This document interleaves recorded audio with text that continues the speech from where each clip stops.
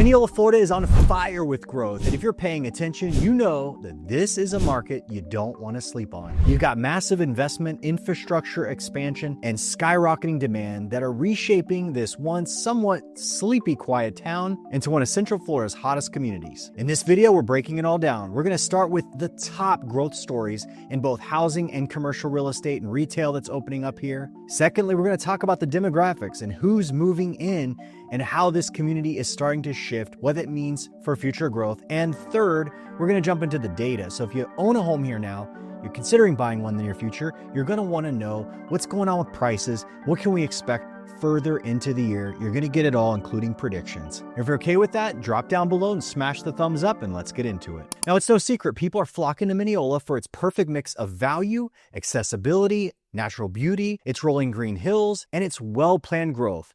And obviously, you've got these amazing amenities. You have the master plan community here at Hills of Minneola. And locals love that Costco and Tesla and top retail options are nearby, plus highly rated schools. You got the natural beauty of Lake Apopka and the Clermont chain of lakes, all these trails nearby and things to do. It is a fast-growing secret that's completely out of the bag at this point. But what's the latest in growth news here in Minneola? Well, the Camp Lake Commerce Center is a major industrial park within the Hills of Minneola and has cleared recently a key hurdle with unanimous approval from Minneola's Planning and Zoning Commission. Now, this is located off Hancock Road near Florida's Turnpike, and this will be a 170-acre project featuring 2 large warehouses and future phases adding up to 1.4 million square feet of industrial space, making it the city's largest job hub. Now, this is positioned near Scorman's Minneola Hills Apartments, which is another massive, large-scale upcoming multifamily investment coming here. You got the upcoming Advent Hospital that's in the works and the future Crooked Can Brewery and Food Hall.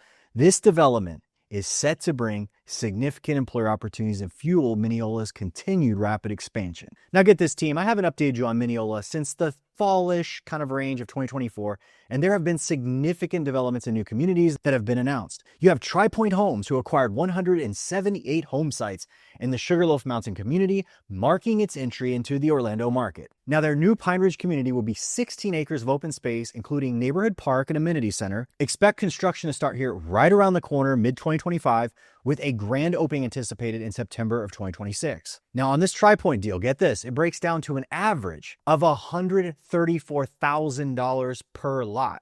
And this is a Nevada-based builder that obviously focuses on move-up and luxury buyers. So expect your ticket price on this to be anywhere from $800,000 to $1.2 million price point, marking what might be one of the earliest bids to bring a luxury home market segment to Minneola. Get this, on that same line of thought, Richland Homes just sold Whispering Winds. This is a 205 lot subdivision on the corner of Hancock Road and County Road 455 to Stanley Martin Homes for a price tag of $26 million. Get this.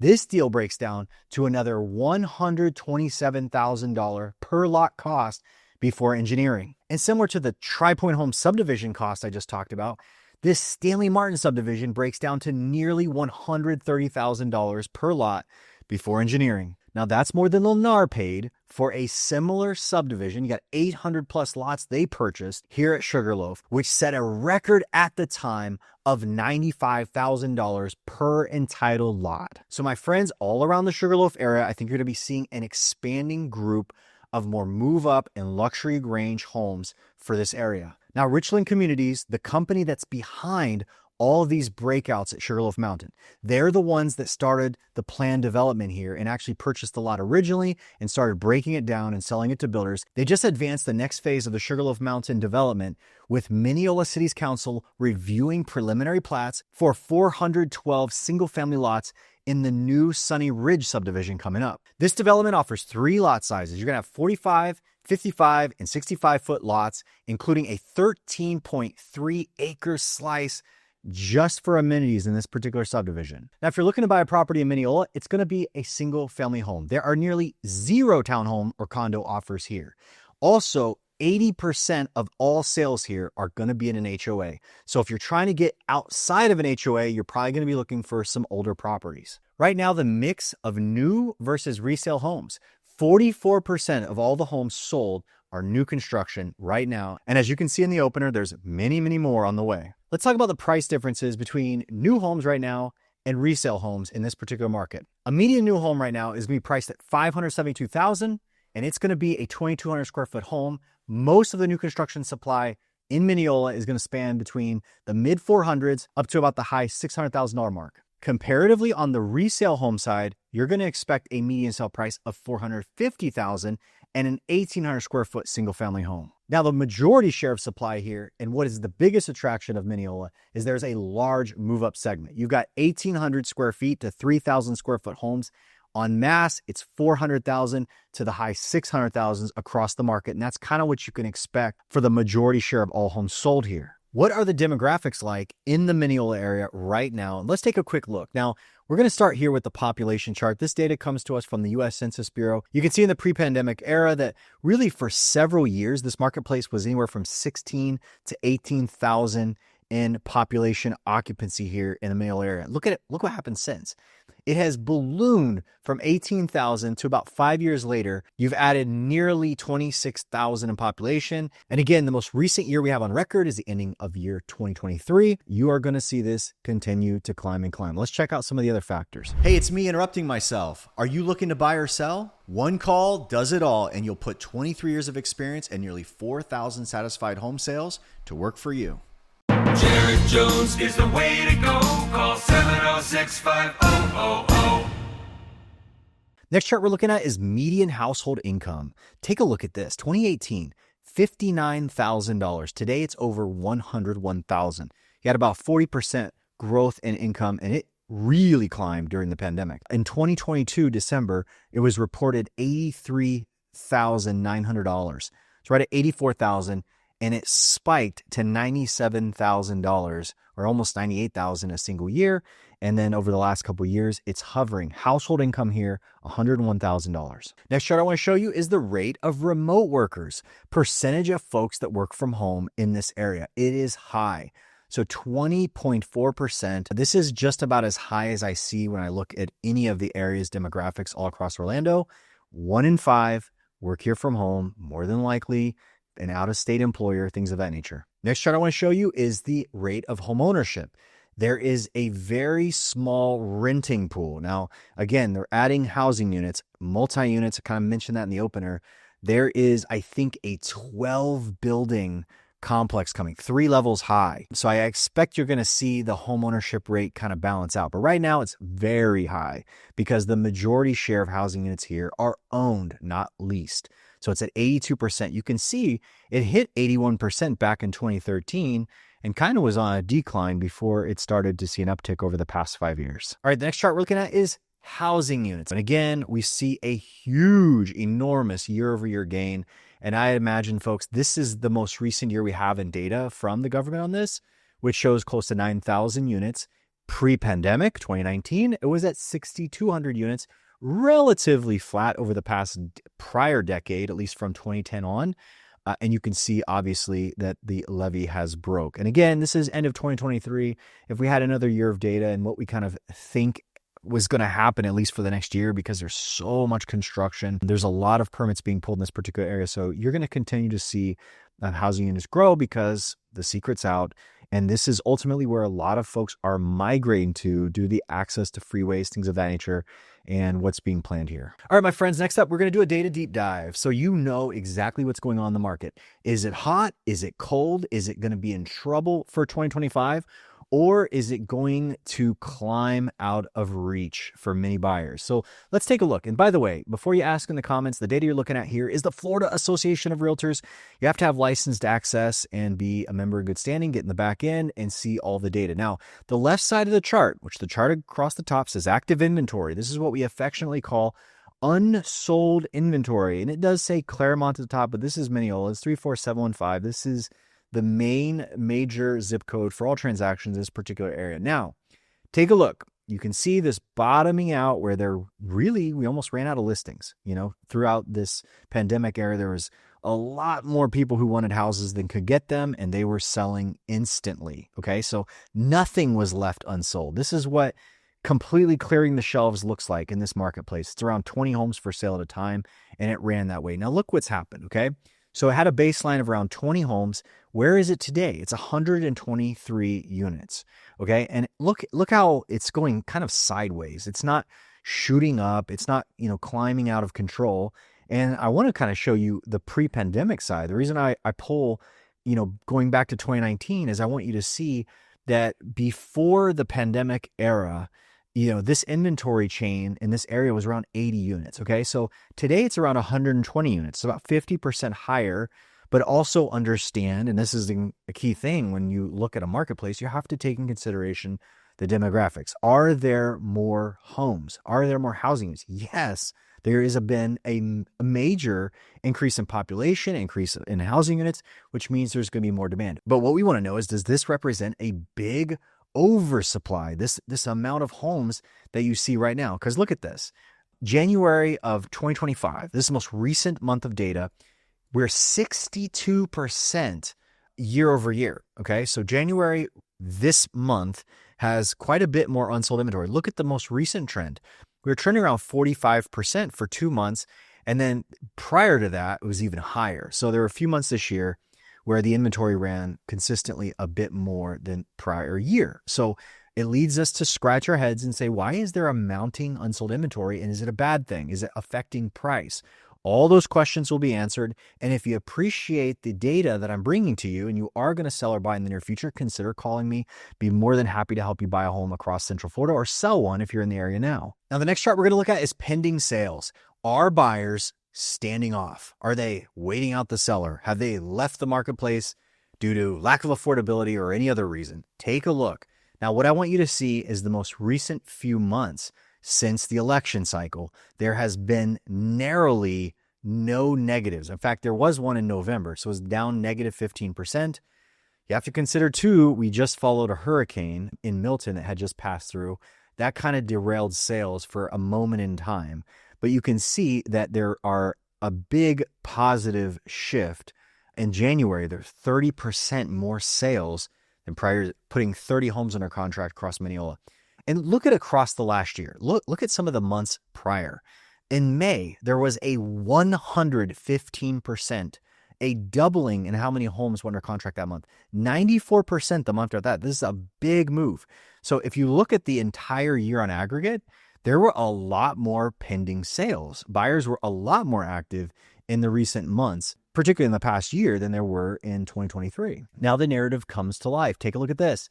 We're looking at new listings because ultimately, if you have a concern that the amount of active inventory will surge out of control, precipitating in massive price cuts, you have to have a lot of people selling houses. But look at over the past 3 or 4 months. Okay, so before January, we're going to get to January in a second because January was up 90%. So when we see this most recent month, we saw the unsold inventory a few moments ago was up 60% over a year ago. But look what happened in January. There was a move by the sellers, and sellers were patient. Okay, so for whatever reason, in December, fewer sellers. In November, fewer sellers. It was positive in October. It was barely positive, 8% up in September. But look how many months before that, they were all positive months. Okay. But again, you had a little bit of a slowdown in the fall beneath the previous fall of 2023. So for whatever reason, there has been a resurgence this month, and a lot more sellers have decided now is the time. I'm putting this on the market. Now, the next chart I want to show you is closed sales. Take a look at this. If you look at all the months down below in the past year, there's actually been a lot of increase in year-over-year activity. Okay, so you've got a 7% gain in closings in January. You had December up almost 16%. You had November up 3.2%, October up 3.2%. So, but before that, look through summer, you had some negative numbers. And the reason for that is, for whatever reason, 2023 was off the charts busy for Minneola, more so than we see around Orlando. So this right here, by the way, look at the graph. This was these months a year ago in the 2023 calendar year. Early spring into summer of 23 was epic. I mean, they did more business in 23 that looks like than in 22, with way higher interest rates this year than the year prior. So something happened. It's the weirdest thing because this is not really emblematic. If you look at the rest of Orlando, 23 was a bowl. It was like whoosh, down. And here in Minneola, it was super busy. All right, my friends, this is the tell-all for this marketplace. Okay. So if you're a buyer and right now you've been watching this so far, you got super excited because you're like, wow, sellers just dumped a whole lot of inventory in the market in January. But is it really swinging things? Is the market really soft? Now, again, month of supply is one of my favorite charts. Okay. Month of supply is the true energy level of any market.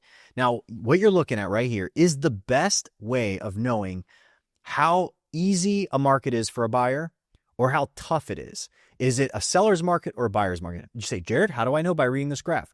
The higher this goes, and by the way, for it to be a buyer's market, it's got to be up here where the sign out button is. You can't even see it. My cursor's on the top screen. This has to really rise, okay? Anything in this range right here is either lightly seller fat. I would say neutral is probably right here. If you say, where's a balanced market between buyer and seller? I'd say if we had the lines on this chart, it'd be somewhere where this download with the branding button is. You see this? If this line got to here, you'd be like, okay, now we're getting a little even, okay? Now let me tell you why and what you're looking at. This chart right here says that if you stopped listing all the homes in Minneola, it would take you, look, according to last month, 2.8 months to sell it all off. This month, 3.1. And the only reason it's 3.1, expect that this is going to drop because I bet you a lot of the homes that were there are going to sell off between January and February. And you're going to have, most likely, if you had a really high month of sellers bringing homes to the market, you have that abate a little bit because that's a lot of inventory. So people are going to chill. You're going to see probably a lower number in February of new listing volume. But what's going to happen, you're going to see that right now, you have 2.8, 3 months of inventory. Do you know what the rest of Orlando's running right now? Close to 4. Okay, so Orlando is like up here for the entire metro area. Right now, this marketplace is at 3 months. The rest of the country, if you will, the rest of the nation is running 4.7 or 4.8 months to run out of inventory. Okay, so 3 months of supply is a hot market and it's still not super easy for buyers. I'm going to show you a little more to illustrate my point. Look at this, my friends. Median time to contract, okay? This is the middle ground average for how long it takes to sell a house. It is 31% faster in terms of homes hitting the market and a buyer snapping them up. Look at this, 15 days on market. Do you realize most of the rest of the market around Orlando is double this? 2 months at least. When I say double, I mean double what it was in December when it was 28 days and 30 days. So you can see that most of the marketplace here, sellers don't wait too long to see a house turnover. Look at this, another key chart I want to show you. Price, median price is 12.4% higher than a year ago. Astounding. Last month, last couple months, 23, 24%, 15%. And by the way, you can't hang your hat on a single month, okay? When you look at median sale price, very volatile graph, okay? The trend is what you're looking at. The trend is your friend, as I say on this program. Listen to this. The peak of this market when interest rates went and overnight they were no longer 3%. They jumped to 7% back here in 2022. See this in the middle of the graph? This was the proverbial peak for most markets. It was high here and it never regained, or it's dead flat, meaning if they hit this mark in here, this is roughly where they are today, 2.5 years later. So by the way, you have to look at the trend. You can't say, oh, it was 520,000 because the month before that was 420 and the month after is 434. The truth is in the middle. Okay. So when the market goes like this, it was kind of climbing and then it came down and then it comes back up. And if you thread, it was really like the peak was really, if you want to call it, like 505. That was the peak. But look where it is now. It surged here. And in reality, now it's kind of like sinking back down. But in reality, the most recent 5 months on record, if you average them all out, you're probably around 530. Okay. So right now it's showing a 514. But if you, again, link the 5 months together, that's the truth. The trend is showing around a 505,000 ask. Back here was around 505. And again, understand this is running this number. Look at what's happened in the fall of this year. It has gained. This is so backwards. Like this marketplace ran hot price-wise towards the end of 2024. That is unusual. See this downtrend right here? That's a fall cycle. See it? You can see it. August, September, look at it's dropping. Look at this. See this dropping? That's a fall cycle. I'm on September right now. See that drop? So this is insane that this is going into 2025, kind of peaking at 505. Because in reality, if this performs like every other year, the summer months are going to be out here somewhere. Okay. So again, I don't have a crystal ball and I don't pretend to tell the future or the fortunes of others or anything else like that. But you can see that on the natural trends, this is what the softer side of the marketplace looks like. It's the fall season, end of winter, and it cycles down every single year, which tells me that you might see an even higher price coming into summer. You saw them this year. Okay. So you saw this marketplace, it softened off the high. It went 505. It dropped. Remember, trend is your friend. So it went from 505. It lost 10% when interest rates went up. It kind of bumped a little into the year that followed, but then it kind of softened again. Okay. And now it's 10% back the other direction. Okay. So if you link all this together, you saw a peak 505, you saw it come down to 450 and stay in the 450 range for a good 12 to 14 months. And if you bought a home during that cycle, you probably did okay. And it doesn't matter. You're not trying to pick highs and pick lows. In a real estate market like this, you're buying with a long-term frame of reference in mind. If you're in the Central Florida area and you're looking for a great church, I'd love for you to join me at the Grove Bible Chapel. Just visit joinmeatthegrove.com for full details. When life changes and it's time to move, the process can feel stressful and overwhelming. You need a real estate professional who can make it smooth and simple. That's why you need to make one call, that's all, put my 23 years of experience and nearly 4,000 satisfied homes sold to work for you. Jared Jones is the way to go. Call 706-5000.